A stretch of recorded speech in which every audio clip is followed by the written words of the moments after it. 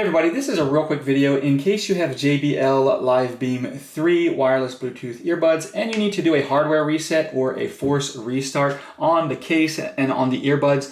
You might want to do this for a couple of reasons. If the case is not responding or the earbuds are not charging or the buttons on the earbuds are not working or anything like that, a lot of issues can be fixed by just restarting everything. So basically what this is going to do is going to disconnect the battery from the charger and the earbuds for momentarily and then reconnect it to clear out any errors that there might be on it. This is not a factory reset. It's not going to reset any settings, any pairing history or anything like that. It's basically just going to force power cycle everything. So all we need to do is just put our earbuds in the case, close the case as shown here, and we're just going to come over and press this button in kind of the bottom front of the case left for 10 seconds. So after 10 seconds, this indicator light over here will flash red, at which point we can release the button, wait a few seconds, take the earbuds out, and see if they are now working. So if they're still not working, you might want to move on then to an actual full factory reset and set them up again. I'll put a link in the description to how to do that.